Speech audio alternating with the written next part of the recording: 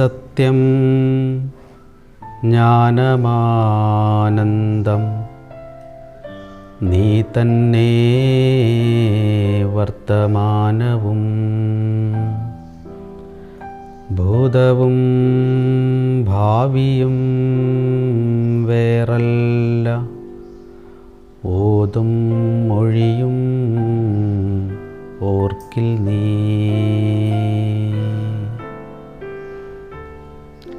ദൈവമേ, സത്യമായിരിക്കുന്നതും ജ്ഞാനമായിരിക്കുന്നതും ആനന്ദമായിരിക്കുന്നതും നീ തന്നെയാണ്. വർത്തമാനം, ഭൂതം, ഭാവി എന്നീ നിലയിൽ ഞങ്ങൾ കാലങ്ങളായി വേർതിരിച്ച് കാണുന്നതും നീ തന്നെയാണ്. എന്തിനധികം പറയുന്നു, ഞാൻ ഇതെല്ലാം പറയുന്ന ഈ മൊഴിയായി, ഈ വാക്കായിരിക്കുന്നതും നീ തന്നെയാണ്. നാരായണഗുരു വളരെ അറിവ്, ഇപ്പം മൊഴിയായിരിക്കുന്നതും നീ തന്നെയാണ് എന്ന് പറയുന്നിടത്ത് ആ ഒരു പരമമായിട്ടുള്ളൊരു വിനയത്തിൻ്റെ, ഒരു ഉദാത്തതയുടെ ഒരു ആവിഷ്കാരമായിട്ട് പറയുന്നത് പോലെ നമ്മൾ അനുഭവിക്കും. ഈ ലോകം സത്യമായിരിക്കുന്നു എന്ന് നമ്മൾ പറയുന്നത് നമ്മുടെ ഇന്ദ്രിയങ്ങൾ കൊണ്ട്, നമ്മുടെ മനസ്സുകൊണ്ട്, നമ്മുടെ ബുദ്ധി കൊണ്ട് നമ്മൾ അനുഭവിക്കുന്ന ലോകം, സത്യമായൊരു ലോകം നമുക്ക് മുമ്പിലുണ്ട്. ആ ലോകത്തെ നമ്മൾ അറിയുകയാണ് ചെയ്യുന്നത്. അപ്പോൾ അറിവായിട്ടാണ് സത്യമായ ലോകത്തെ നമ്മൾ അനുഭവിക്കുന്നത്. അപ്പോൾ സത്യമായിരിക്കുന്ന ഒരു ലോകത്തെ അറിവായി നമ്മൾ അനുഭവിക്കുന്നു. ഈ സത്യമായൊരു ലോകത്തെ നമ്മുടെ അറിവും സമഗ്രമായിട്ട് ഇണങ്ങിപ്പോരുന്ന സമയങ്ങളിലൊക്കെ നമ്മൾ അനുഭവിക്കുന്നതാണ് ആനന്ദം എന്ന് പറയുന്നത്. ഇപ്പോൾ സച്ചിദാനന്ദം എന്ന് ആണ് വേദാന്തത്തിൽ അതിനെ പറയുക. വേറൊരർത്ഥത്തിൽ നമ്മളതിനെ പറയുകയാണെങ്കിൽ, ഇപ്പം ഞാനൊരു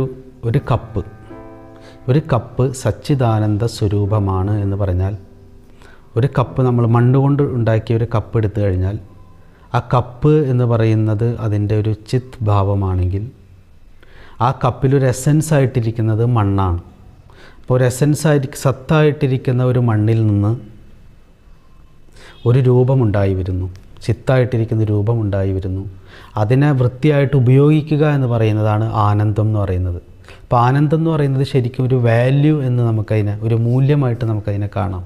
അപ്പോൾ ഏതൊന്നിനെയും അതിൻ്റെ മൂല്യം അറിഞ്ഞ് അതായിട്ട് നമ്മൾ ഉപയോഗിക്കുമ്പോഴാണ് നമ്മൾ ആനന്ദം അനുഭവിക്കുക. അപ്പോൾ ഇങ്ങനെ പലതായി വിരിഞ്ഞിരിക്കുന്ന ഒരു ലോകം, നമ്മുടെ സത്യമായൊരു ലോകം നമുക്കുണ്ട്. ആ ലോകത്തെ അതിൻ്റെ പാത്രമറിഞ്ഞ് വേണ്ട രീതിയിൽ, നമുക്കാവശ്യമായ രീതിയിൽ ഒരാൾ ഉപയോഗിക്കുമ്പോഴാണ് ആനന്ദം എന്ന് പറയുന്നൊരു അനുഭവം ഉണ്ടാവുക. അപ്പോൾ ഇത് സച്ചിദാനന്ദ സ്വരൂപമായിരിക്കുന്ന ഈ പ്രപഞ്ചം എന്ന് പറയുമ്പോൾ ഒന്നിനെ നമ്മൾ തള്ളേണ്ടതില്ല. ഇപ്പോൾ ഈ ലോകമില്ലാത്തതാണ് എന്നൊക്കെ പറയുന്നിടത്ത് ഗുരു പറയും, സകലവും ഉള്ളതു തന്നെ തത്വചിന്താഗ്രഹൻ ഇത് സർവവും ഏകമായി ഗ്രഹിക്കും. അപ്പോൾ ഈ ലോകം ഇല്ലാത്തതും ഇതിൻ്റെ പിന്നിലുള്ളൊരു സത്യവുമാണ് ഉള്ളത് എന്ന് പറയുന്ന ഒരു ചിന്തയെ ക്യാൻസൽ ചെയ്യാണ് ഗുരു. എന്നിട്ട് പറയുന്നു, എല്ലാം ഉള്ളത് തന്നെയാണ്. ഇത് സച്ചിത് ആനന്ദ സ്വരൂപമായിട്ടാണ് ഈ ലോകം ഇരിക്കുന്നത്. അതുകൊണ്ട് ചിലത് ഉള്ളതും ചിലത് ഇല്ലാത്തതും എന്ന് നമുക്ക് തോന്നുകയാണ് ചെയ്യുന്നത്. അപ്പോൾ ഇതിനൊരു സമഗ്രമായിട്ട് അറിയുക. ഇന്ദ്രിയങ്ങൾ കൊണ്ടും മനസ്സുകൊണ്ടും ബുദ്ധി കൊണ്ടും അനുഭവിക്കുന്ന ഒരു ലോകം, സത്യമായിരിക്കുന്ന ഒരു ലോകത്തെ അറിവായിട്ട് നാം അനുഭവിക്കുന്നു. അത് ആ ലോകത്തെയും നമ്മുടെ അറിവിനെയും വേണ്ട രീതിയിൽ ഇണക്കി ചേർക്കുമ്പോൾ അത് ആ അനുഭവം ആനന്ദമായിട്ട് മാറുന്നു. അപ്പോൾ ഇങ്ങനെ അനുഭവിക്കാൻ കഴിയാതെ പോകുന്നതാണ് നമ്മുടെ ഒരു ദുഃഖ കാരണം. ഇങ്ങനെ ഇതിനെ പലതായിട്ട് അനുഭവിക്കുന്നതാണ്. അപ്പം അങ്ങനെ പലതായിട്ട് കാണേണ്ട, എല്ലാം സത്യവും ജ്ഞാനവും ആനന്ദവുമായിട്ടിരിക്കുന്നതാണ് ദൈവം എന്നറിയണം. പിന്നെ ഈ സച്ചിത് ആനന്ദം അല്ലെങ്കിൽ സത്യം ജ്ഞാനം ആനന്ദം എന്ന് പറയുന്ന ഈ ലോകാനുഭവത്തെ നമ്മൾ പല കാലങ്ങളായിട്ടും അനുഭവിക്കും. ഇതുപോലെ തന്നെ വർത്തമാനകാലം, ഭൂതകാലം, ഭാവി കാലം എന്ന് പറഞ്ഞ് കാലത്തെ വേർതിരിക്കുന്നത് കൊണ്ടാണ് നമുക്ക് ദുഃഖമുണ്ടാകുന്നത്. അപ്പോൾ യഥാർത്ഥത്തിൽ ചിന്തിക്കുമ്പോൾ മാത്രമേ നമുക്ക് കാലങ്ങളുള്ളൂ.